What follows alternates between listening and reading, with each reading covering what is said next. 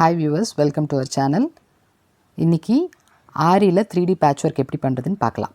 So இதுக்காக நான் இந்த purple with pink colour sorry எடுத்திருக்கேன். ஸோ இதனோட முந்தானியில் வந்து பீகாக் டிசைன் வருது.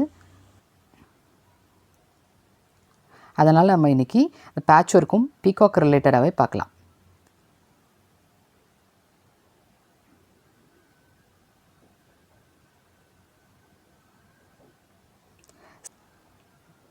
பீகாக்குடைய ஃபெதரில் வந்து நான் பேட்ச் டிசைன் போட்டிருக்கேன். ஸோ இந்த மாதிரி பேட்ச் ஒர்க் பண்ணும்போது நமக்கு ஒரு கைக்கு 15லேருந்து 20 வரைக்கும் பேட்சஸ் தேவைப்படும். அதாவது 2 கைக்கும் சேர்த்து 30லேருந்து 40 வரைக்கும் பேட்சஸ் நமக்கு தேவைப்படும்.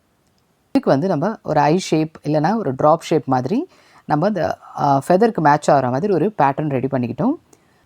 இது வந்து 1.5 inches லென்த்தும் 1 inch வித்தும் இருக்கிற மாதிரி நான் பேட்டர்ன் ரெடி பண்ணியிருக்கேன். இதை வந்து ஒரு கோல்டன் கலர் கிளாத்தில் வச்சு நான் முதல்ல ட்ரேஸ் எடுத்துக்கிட்டேன். ஸோ இதில் நமக்கு பிடிச்ச நம்மளுடைய சாய்ஸ்க்கு ஏற்ற மாதிரி நம்ம டிசைன்ஸ் இப்போ போட போகிறோம்.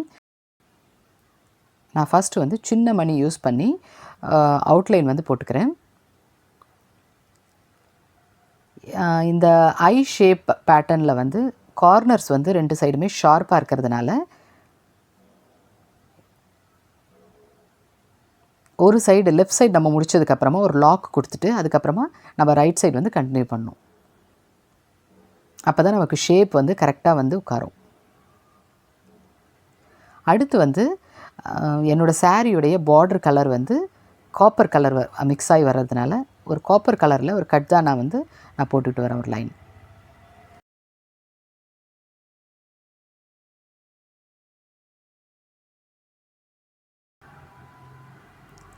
அடுத்து ஸ்டோன் செயின் யூஸ் பண்ணி ஃபில் பண்ணிக்கிட்டு வரேன். ஸோ இது எல்லாமே போடும்போது பக்கம் பக்கம் வச்சு போடுங்க, கேப் இல்லாமல் கரெக்டாக போடணும். அப்போ தான் வந்து நம்ம பேட்சஸ் வந்து தனியாக எடுத்து அதை கட் பண்ணும்போது லூஸ் விடாமல் கரெக்டாக அந்த டிசைன் வந்து அழகாக தெரியும். இதுவுமே அப்படி தான் கட் பண்ணிவிட்டு ஸ்டோன் செயின் மடியாது. அதனால் வந்து அந்த கார்னர் வரும்போது கட் பண்ணிவிட்டு அதுக்கப்புறம் இன்னொரு சைடு வந்து நம்ம போட்டுக்கிட்டு வரோம். இதுக்கப்புறமா சில்க் த்ரெட் யூஸ் பண்ணி ஃப்ரெஞ்ச் நாட் போட போகிறேன். அதுக்காக நான் எடுத்துக்கிட்ட சில்க் த்ரெட் வந்து சாரியோட கலரு. ஸோ இது வந்து 5 லேயர்ஸ் வந்து நான் எடுத்திருக்கேன். அதாவது டோட்டலாக வந்து டபுள் சைடாக போடும்போது 10 லேயர்ஸ் வரணும், அந்த மாதிரி எடுத்திருக்கேன். ஸோ இந்த ஃப்ரெஞ்ச் நாட் போடும்போது நம்ம கொஞ்சம் இந்த ட்விஸ்ட் பண்ணிவிட்டு 1 2 வதற மாதிரி இது பண்ணிக்கிட்டு நம்ம போடுறோம்.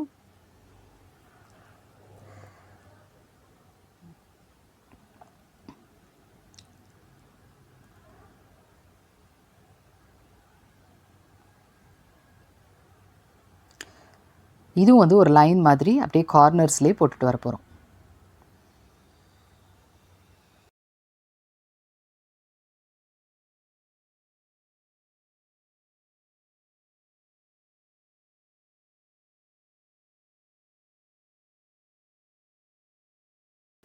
இந்த நாட் வந்து திக்காக வேணுங்கிறதுக்காக நான் 2 வாட்டி அதை வந்து சுற்றி போடுறேன். உங்களுக்கு வந்து தின்னாக வேணும், கேப் வந்து கொஞ்சமாக தான் இருக்குது அப்படின்னு நினச்சிங்கன்னா சிங்கிளாக கூட நீங்கள் சுற்றிக்கலாம். அப்போ வந்து சின்ன நாட்ஸாக உங்களுக்கு வந்து கிடைக்கும்.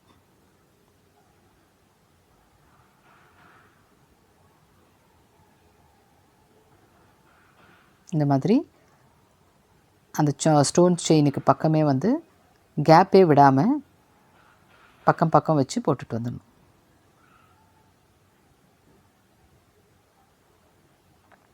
இதுக்கப்புறமா நான் ஒரு ட்ராப் ஸ்டோன் வந்து அங்கே வைக்கிறேன். இது கொஞ்சம் ட்ரை ஆனதுக்கப்புறமா இதை சுற்றி அந்த கேப்புக்கு ஏற்ற மாதிரி குட்டி குட்டி மணியாக எடுத்து அந்த ட்ராப் ஸ்டோனை சுற்றி போட்டுட்டு வந்துட்டேன். இப்போ இங்கே மறுபடியும் நான் அந்த பார்டர் கலர் கட் தான் நான் யூஸ் பண்ணியிருந்தேன் இல்லையா, அதை வந்து அந்த இருக்கிற குட்டி கேப்பை வந்து ஃபில் பண்ணுறதுக்கு நான் யூஸ் பண்ணிக்கிட்டேன்.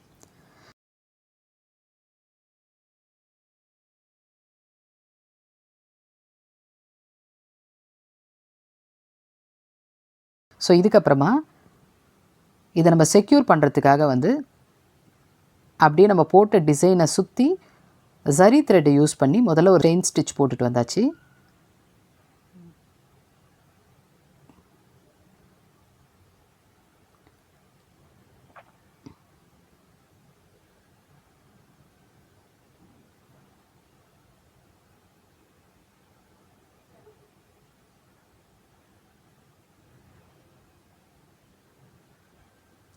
இந்த செயின் ஸ்டிச் மேலே இப்போ வந்து ஜிக்ஸாக் ஸ்டிச் வந்து நான் போட்டுக்கிட்டு வரேன்.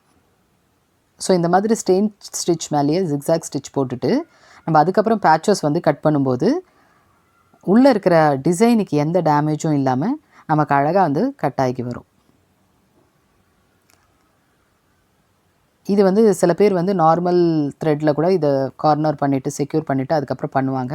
ஆனால் அது வந்து நமக்கு கரெக்டான அந்த இதுவை கொடுக்காது. அது வந்து கொஞ்சம் கருப்பு கருப்பாக நமக்கு தெரியும் அந்த கார்னர்ஸு. அதுக்கு அவ்வளோ பார்க்க நல்லா இருக்காது. ஸோ எப்போவுமே வந்து ஜரி த்ரெட் யூஸ் பண்ணி பண்ணும்போது அந்த கார்னர்ஸ் வந்து கரெக்டாக நமக்கு கட் ஆகி வரும். ஸோ இந்த மாதிரி நமக்கு எத்தனை வேணுமோ பேட்சஸ் அத்தனை ரெடி பண்ணிக்கணும்.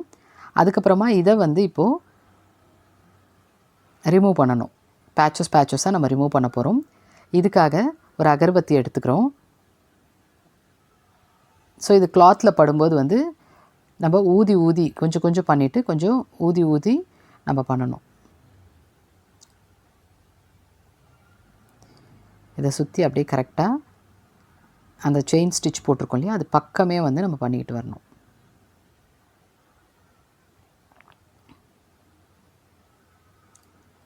இந்த மாதிரி அழகாக கட்டாயி வந்துடும். இதில் வந்து எக்ஸ்ட்ராஸ் இருக்கிறதெல்லாம் வந்து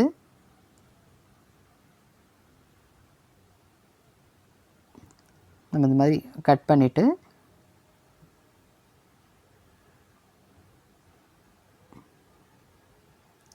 இந்த எக்ஸ்ட்ரா அந்த கிளாத்து தெரியுது இல்லையா, அதை வந்து மறுபடியும் அகர்பத்தி வச்சு அதை வந்து நல்லா ஷேப் பண்ணிக்கணும். அப்போ தான் அந்த ஐ ஷேப் வந்து கரெக்டாக நமக்கு தெரியும். ஸோ கார்னர்ஸ் எல்லாம் கரெக்டாக ஷார்ப்பாக வர மாதிரி நம்ம இதை எடுத்துக்கிட்டோம்.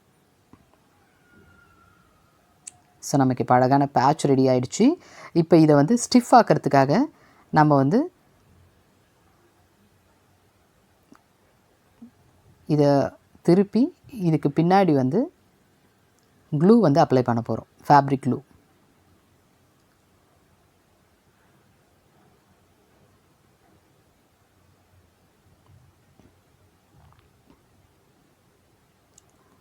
ஸோ இதை ஃபுல்லாக அந்த பேட்சஸ் ஃபுல்லாக வர மாதிரி நல்லா அப்ளை பண்ணிக்கிட்டு நல்லா காய விடணும்.